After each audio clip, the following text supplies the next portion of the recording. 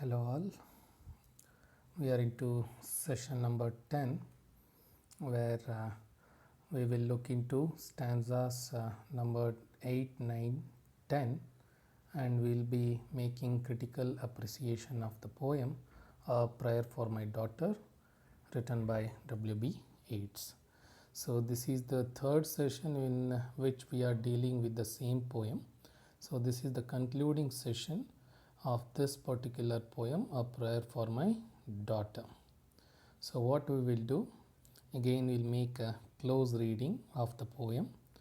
At the end of the session, students should be able to analyze the poem line by line and have a better understanding, and they should be able to interpret the lines in a better manner.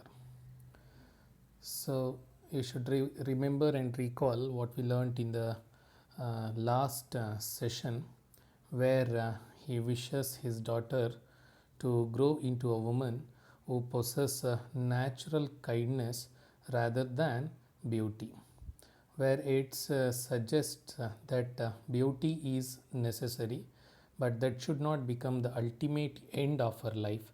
Instead, I want her to be a woman with natural kindness. And he goes on giving examples from mythological characters, that is of Helen, where he says that Helen, being the most beautiful woman, she made a blunder or a mistake by eloping with for the first mistake is to marry a old man and then to elope with a young Prince Paris, and she in turn was responsible for the great doom which she accursed on herself and many other people. So he questions that is it true that beautiful women eat crazy salad because they end up taking wrong decisions, where he had intention of referring to Maud Gonne, but what he is suggesting in the poem is that he wants his daughter not just to become beautiful, but to become a woman with some compassion and natural kindness.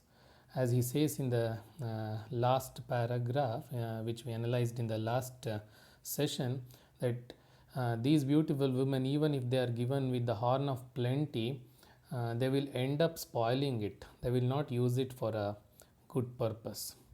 So we'll continue reading the poem. So stanza number 8, where he says that an intellectual hatred is the worst. So let her think that opinions are accursed.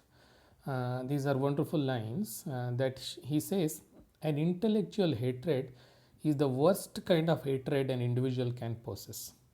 So what is significant here, that a person should not become intellectually an individual who possesses so much of hatred in his heart and mind that he or she end up taking wrong decisions. And he also says that my daughter, she should realize that opinions are accursed, which means opinions are very much influenced. So it is for her to decide what is right and what is wrong, not to carried away with the opinions created in public, because opinions are always accursed. So he says, have I not seen the loveliest woman born out of the mouth of plenty's horn? So I have seen so many women who are born out of mouth of horn of plenty, which the reference again goes back to Greek mythology. I have already explained in the last session. Horn of plenty is a funnel shaped object which looks like a horn of a goat, which is symbolic of abundance with full of fruits and flowers. What Yeats is suggesting here, even though a woman is born out of horn of plenty, because of her opinionated mind, better that horn and every good by quiet natures understood, for an old bellows full of angry wind. So he says, in spite of the fact that she is given the horn of plenty, because of opinions accursed, she gets carried away in such a way that she will end up spoiling that horn of plenty. So it is very important that she should grow into an individual where she takes the decisions. She should not be an opinionated person who is influenced by the opinions of others. So, what Yeats is suggesting in this stanza that the poet implores that his daughter to shun passion and wild feelings which he considers to be weakness of beautiful women. And he wants her to be temperate, okay, which means calm minded, because people who love deeply could also end up hating deeply. So, this is very important for him. And he says that hate is something which destroys people and makes them do cruel things, especially intellectual hatred, which is the worst of all kinds. So, hatred is not something which one should possess, because hatred destroys people. We have witnessed in history that how hatred has resulted in the destruction of entire mankind. And hatred can make a person to do cruel things, and that too intellectual hatredness is the worst of all. So he wants his daughter to experience neither the disappointment nor hatredness in her life. He wants her to be a person with temperament where she will be able to take both happiness and sorrows in a manner that it balances her life. So that is his wish towards his daughter. Then he says that staying away from hatredness benefits one. He says that once hatred is driven out, his daughter should recover her innocence. So, what is important that my daughter should lose all the hatredness in her mind. It is only by removing hatredness one can regain innocence. So, a person cannot possess both innocence and hatredness at the same time. So, hatredness destroys innocence of an individual. So, he wants his daughter to become an individual where she recovers her innocence by staying away from hatredness. And if she does that, then the soul would be free to explore, and she will be a self delighting, self appeasing, and self affrighting. And she will come to know that gaining innocence will make a person, or innocence is something which is self delighting and self appeasing and self affrighting. So, what is significant in this paragraph is to understand that Yeats is suggesting that innocence is a quality his daughter should possess, because it will allow her to become a person who finds delight in herself, how she is, what she is, and she will be a person who is self appeasing, which means she is self satisfied, and she is self affrighting. So, innocence is significance, and he wants to see that in his daughter. So, according to Yeats, an ideal woman, so he wants his daughter to grow to become an ideal woman. And what is his conception of ideal woman? That the one who makes everyone happy and comfortable despite all storms of misfortune that come in her way. So he wants his daughter to become an ideal woman, that is to make sure that the people around her are happy and comfortable. And in spite of the fact that she has to go through several misfortunes, storms of misfortune, she should be able to make sure that she brings in happiness and the atmosphere of comfortability to the people surrounding her. And she is a stronghold for people around her, and she will be, or she will would be that of heavens, for she has a clear mind. So he says in the last part of this stanza that she should become a person who brings happiness to everyone, and she should have a clear mind. So we are into the last stanza, the concluding stanza, where he says, the poet says, and may her bridegroom bring her to a house where all is accustomed and ceremonious. So he wishes, he prays that his daughter to be married to a good man who will take her to a home which is associated with aristocratic values and traditions. So he wants his daughter to become a part of aristocracy, and he wants her to make sure that she is deep rooted in the Irish traditions. So we have seen this. So he has already mentioned it that my daughter should be deep rooted in a tradition, because tradition is something which makes a person to survive in the worst situations. So again implicating the same theme, he says that she should be married to a person, and that person, that bride, that man should give her aristocratic values and traditions. So that is his wish for his daughter. For, he says, arrogance and hatred are of the wearers. He says, arrogance and hatredness, these are the qualities of common human beings. So he wants a daughter to become part of aristocracy, where one can see innocence, one can see natural kindness, whereas the other qualities such as arrogance and brutality, these are the qualities which common human beings possess. That is what it is trying to suggest, which is something debatable and arguable. But according to him, aristocracy and tradition brings the quality of innocence and natural kindness in an individual. So he desires his daughter to get married to a person who will give her a home with aristocratic values and traditions. And he also says that in custom and in ceremony are innocence and beauty born. So in customs, in deep rooted customs and traditions, the qualities such as innocence and beauty are born. So I want my daughter to be an innocent woman, and I want my daughter to be a beautiful woman, and that can happen when she becomes the part of deep rooted customs and traditions. So here the poet believes that neither arrogance nor hatred of common folks could be found, but morality and purity, this is something which he wants his daughter to possess. So he says, ceremony is a name for the rich horn and custom for the spreading like laurel tree. So he says finally that I want my daughter to grow as an individual woman, where she will become symbolic of laurel tree.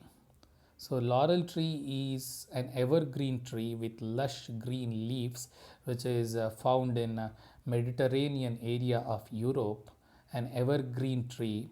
So I want my daughter to uh, grow into an individual so that she will be looked like a laurel tree, where laurel tree gives shade to so many living creatures, and laurel tree is symbolic of fruitfulness, fertility and abundance. And my daughter should be a laurel tree where she should be able to help others. So he concludes by saying that his daughter would be rooted in spiritual values like a laurel tree. So, laurel tree, as I have already explained, is symbolic of abundance, fertility, and he wants his daughter to become or to grow into a laurel tree where she should be able to help others in her life. So, in this way, we can analyze this poem, um, A Prayer for My Daughter by W.B. Yeats, where we have image of a child and the father praying for the safety of his daughter from the stormy weather outside. The storm cannot be only seen outside, but the same storm, the same kind of storm is also running in the mind of the father. Here, the father in question is the poet himself, where he is anxious because of the political unrest Ireland has been witnessing at that particular period. So here he prays for his daughter to grow into an individual without hatredness, an individual with natural kindness, an individual who is deep rooted in one's culture, customs, and tradition, an individual who would grow up to become a symbol of laurel tree. So, this is A Prayer for My Daughter by W.B. Yeats. So in the end, let's try to briefly analyze the image and symbols which are used in the poem.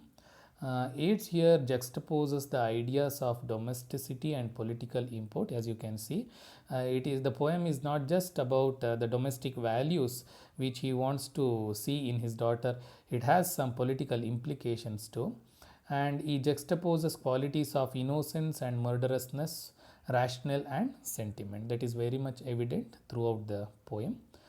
And the child referred here is, I have already explained, that is W.B. Yeats's daughter. She was named as Anne Butler Yeats. And in the beginning of the poem, you have the image of the child sleeping innocently by the haystack. So it evocates and signifies the image of Christ. So if you are familiar with the birth of Jesus Christ, the same image is evocated in the beginning of the poem. And the storm which is born in the Atlantic Ocean is emblematic of the large violence of the Irish War of Independence. So I have been referring to this aspect throughout my interpretation of the poem, that the storm which you see, which is howling in the very beginning of the poem, is not just the storm which occurs in the Atlantic Ocean, but it is symbolic of the large violence which was taking place in the form of Irish War of Independence. So the external unrest is symbolic of the poet's internal trauma. Okay, so this is what you have to keep in mind when you read the poem. And we have symbols and images. I have already explained them while analyzing the lines of the poem. I have reference of horn of plenty, which is also known as cornucopia. As per mythology, it is the horn of a goat that is depicted as overflowing with flowers, fruit and corn. So it thereby symbolizes fertility, prosperity and procreation. So it is symbol of abundance, horn of plenty or cornucopia, which is being used by W.B. Yeats in the poem. Then you have laurel tree. I have explained in the last stanza. You have reference for a laurel tree, an evergreen tree in the Mediterranean area of Europe, that is also symbolic of abundance and fruitfulness. And the color green of laurel tree, it emblematizes the qualities of being evergreen and fruitful. So the poem Prayer for My Daughter, so it clearly exposes typical modernist sentiment of the poet. So as you can see that the aspects of modernist poetry is also visible here, because one of the important features of modernist poetry is to look into the aspects of modernity little bit skeptically. So same issues can also be seen in this poem, though in a larger sense the poem appears to be very personal, where he is praying for the safety of his daughter and he is expressing his wishes and desires to see his daughter to grown up individual with full of innocence and natural kindness. But on the other hand, it also implicates towards a modernist sentiment to look at modernity little doubtfully. Okay, so you can analyze that also in this poem. And the philosophy which Yeats formulates in this poem, it emphasizes on the importance of tradition, customs and culture in the modern world, which is being dominated by chaos at present. So what you can see, that Yeats goes on emphasizing on the importance of one's tradition and custom and culture. Maybe these are the things which can save the mankind by the chaos, bloodshed, the warfare and kind of existential dilemma which we are facing in the modern world. And the tradition and the custom and the culture is certainly aristocratic according to W.B. Yeats. For him, aristocracy is the source of aesthetic, cultural and intellectual beauty. Maybe these aspects can be taken for debate and discussion by the students, whether it is agreeable or not. But for Yeats, tradition and custom and culture is certainly belongs to aristocracy. So looking into the form and structure, you have to categorize this poem as a lyric poem, When I say lyric poem, the very term lyric, it has its etymology from the word a musical instrument, lyre. So a lyric poem is a poem which can be sung along with a musical instrument. So this is a lyric poem. And the stanza form, which you can see that the entire poem comprises of 10 stanzas of 8 lines each, and the rhyme scheme is AA, BB, C, DD, C. This is the rhyme scheme. Maybe you can try to put the rhyme scheme to the poem so that you will understand it in a better way. And the poem is structured as a poet's appeal to God and to his daughter on how he wants her to be like as she grows up. So it is in the form of a prayer to God and how the poet wants his daughter when she grows up. So this is the analysis and critical appreciation of the poem A Prayer for My Daughter by W.B. Yeats. Hope it is useful. Make sure that you make use of the study material I have provided to you so that you can read and prepare yourself for the examination. Thank you.